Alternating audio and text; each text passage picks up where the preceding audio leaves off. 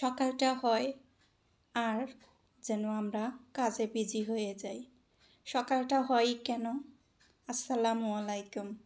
কেমন আছো সবাই?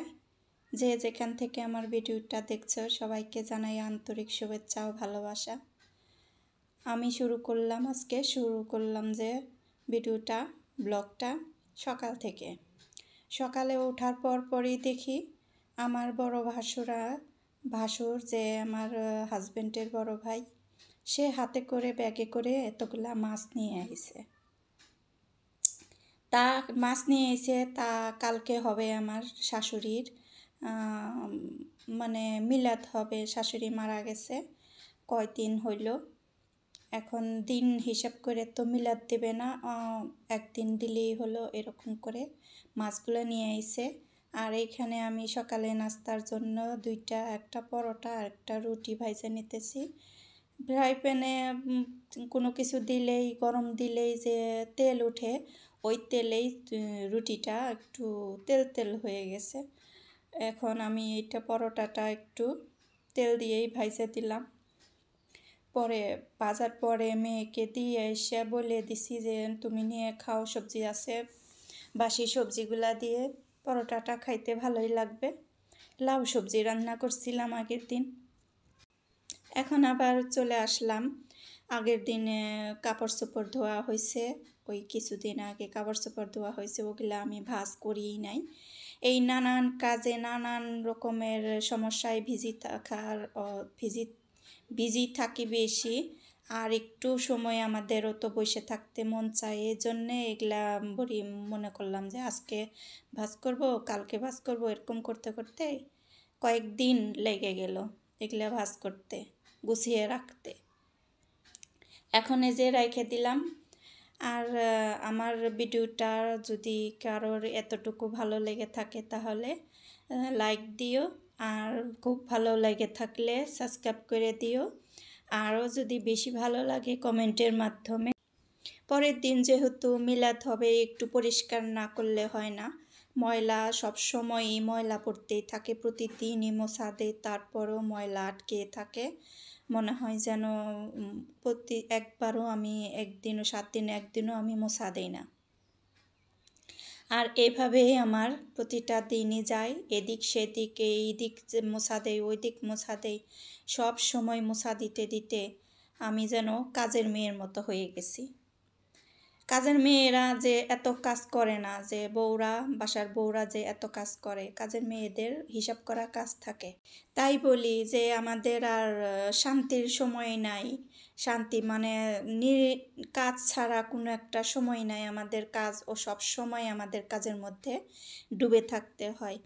আর তা না হলে আমরা সময়ও পাস করতে পারতাম না। আমাদের তাহলে কি কাজ থাকতো? সংসারের কাজ নিয়ে আমাদের সময় কাটে। এই দিক দেখতে গেলে, ওই দিক দেখতে গেলে আমাদের জন্য সময় আমরা বেরই করতে পারি না। আর যদি বাসার ভিতরে 2-3টা রুম থাকে, সবটা গুছানো আর কি ঝামেলা। সবাই জানে, যারা গৃহিণী তারা সবাই জানে যে সবটা রুম গুছিয়ে রাখা কতটা ঝামেলার কাজ। এই তো আমি সবটা রুমে একটু একটু করে গুছিয়ে নিয়ে এই তো আমার নাস্তাটা আমি করে নিতে আইছি। এই তো আগের দিনের তরকারি সবজিগুলা এতগুলা রয়ে গেছে, আর এই সবজি দিয়ে আমি এখন তোমাদের সামনে আমি নাস্তাটা করে নিলাম। আমার নাস্তা করতে করতে অনেক বেলা হয়ে গেছে, বেলা করে ফেলছি। এই নাস্তাটাই আমার মনে হয় যেন ঝামেলার কাজ। নাস্তা করাটা যদি না থাকতো, আসতেছে রোজার দিনটা আমার খুব ভালো লাগে। এখন দেখো আমি দুপুরে রান্না করার জন্যে এই তো মাংসটা বের করে নিছি। আমি মাংসটা একটু বেশি বের করছি, যে একটা হুজুর বলছিল যে দুপুরে খাবে, তা হুজুরটা আর খাইলো না, অমনি চলে গেছে। কোরআন পড়ানোর জন্যে আইছে, মিলাদ দেওয়ার জন্যে। পরের দিন তো খাবার দাবার খাওয়ার আয়োজন।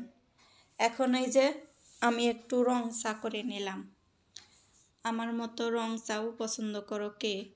আমি রং চা, দুধ চা সবটাই আমার ভালো লাগে, যখন যেটা মন চায় আমি ওইটা করে খাই। এই তো দেখো সবাই খুব সুন্দর হয়েছে কালারটা, আমার খুব ভালো লাগছে কালারটা। রং চায়ের কালারটা অনেক সুন্দর হয়েছে, তাই না? এই তো এখন আসলাম সব কাটা কুটা বেছে নিতে। এই তো পেঁয়াজ কাটলাম, 2 দিনের পেঁয়াজ আমি 3 দিনের পেঁয়াজ কেটে রাখছি। প্রতিদিন পেঁয়াজ কাটতে আমার ভালো লাগে না, এই জন্য একটু পেঁয়াজ বড় বড় পেঁয়াজও আছে, এগুলা সুন্দর কয়েকটা কাটলে অনেকগুলা হয়ে যায়। এইভাবে আমি সবগুলা পেঁয়াজ একটু ছোট ছোট করে কেটে রেখে দেবো এক বাটি ডিপে রেখে রেখে আমি 3 দিন 4 দিন খাইতে পারবো। আর প্রতিদিন পেঁয়াজ কাটা লাগে না, সবগুলা কাটলাম। এখন এই যে মুরগির মাংসের জন্য আলুটা একটু কেটে নিতেছি। আর মুরগির মাংসতে আলু দিলে আমার খুব ভালো লাগে। এই তো মাছের সিম কেটে নেব কিছু, তার জন্যে মাছও ছোটো ছোটো করে নিতেছি।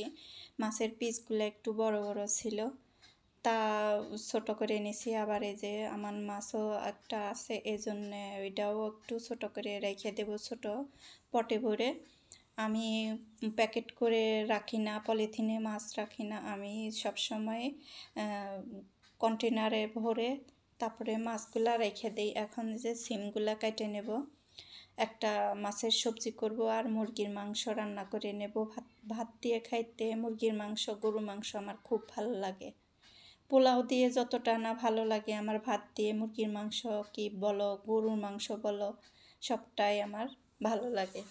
এজন্য আমি ভাতটা দিয়ে বেশিরভাগ সময়ে ভাতের সাথে মুরগির মাংস কি গরুর মাংস থাকে। তা আবার ছেলে বলল আয়সা নিয়ে রান্নাঘরের দরজার মধ্যে দাঁড়িয়ে বলে কি, আজকে কি রান্না করবা? পোলাও রান্না করবা? মুরগির মাংস বের করছো যে? আমি আবার ধমক দিয়ে বললাম যে সব দিনই কি মুরগির মাংস দিয়ে পোলাও খাইতে হয়? আজকে ভাত দিয়ে খাও, পরে আবার একদিন রান্না করে। আচ্ছা বলে চুপ করে চলে গেল। ওই তো আমি সব কিছু কাইটে ধুয়ে তারপরে একটু মুছে টুইছে, সব সময় এই কলে পানি ছাড়তে হয় আর পানি পড়তে থাকে, সব দিক দিয়েই ছিটিয়ে মিটিয়ে পড়তেই থাকে। তারপরেও আমি একটু পর পরে মুছা দিতেই থাকি।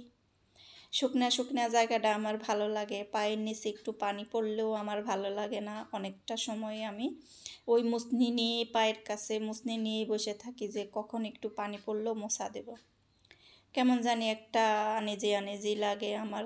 এই এখন এই যে পেঁয়াজ দিয়ে মুরগির মাংসটা কষিয়ে রান্না বসিয়ে দেব। তারপরে সিম এই ভাতটা মার গালিয়ে নিয়ে তারপরে মুরগির মাংসটা কষানো হয়ে গেলে সিম সবজিটা রান্না হবে তারপরে আমার রান্নাবান্নার আজকের দিনের মতো শেষ হবে। আমাদের কাজ কি আর শেষ হয়? গৃহিণীদের কাজ শেষ হয় না, একটার পর একটা আসতেই থাকে। আর এরকম করে আমরা চলতেছি, চলতে চলতে যে কোথায় যে থামবো আমাদের কোনো ঠিকানা নাই। আমরা ঘরের ভিতরে শুধু কাজ আর কাজ নিয়ে বসে থাকি, একটার পর একটা কাজ হতেই থাকে। এই তো রান্নাবান্না শেষ করার পরে যে একটু গোসল করে খাবো, একটু রেস্ট করব, তা না। এক একজনের এক এক আবদার নিয়ে বসে থাকে, এই চা করে দাও, এই প্লেটগুলা জমা হয় ওগুলা ধও, তারপরে আর কি রেস্ট করা যায় এগুলা সব রাইখে। এই তো আমি মাংসটা প্রায় হয়ে গেছে, এখন ওই পাশে দিয়ে এই পাশে আমি সিমটা রান্না করে দিলেই শেষ হয়ে যাবে রান্নাটা।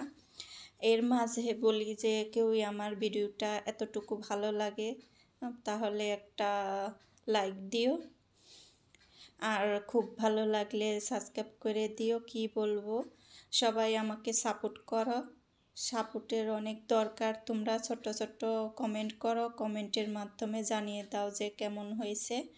তোমাদের একটু ছোট ছোট কমেন্টে আমার অনেক উৎসাহ বাড়ায়। আমি যদি দেখি আমার ভিডিওতে কেউ একজন কমেন্ট করছে, আমার এতটা ভালো লাগে জানো না, অনেক ভালো লাগে। কমেন্ট করবা, কমেন্টের মাধ্যমে জানাইবা যে আমার ভিডিওটা কেমন লাগলো। আজকে এই পর্যন্ত বিদায় নিতেছি। আসসালামু আলাইকুম, সবাই ভালো থাকো।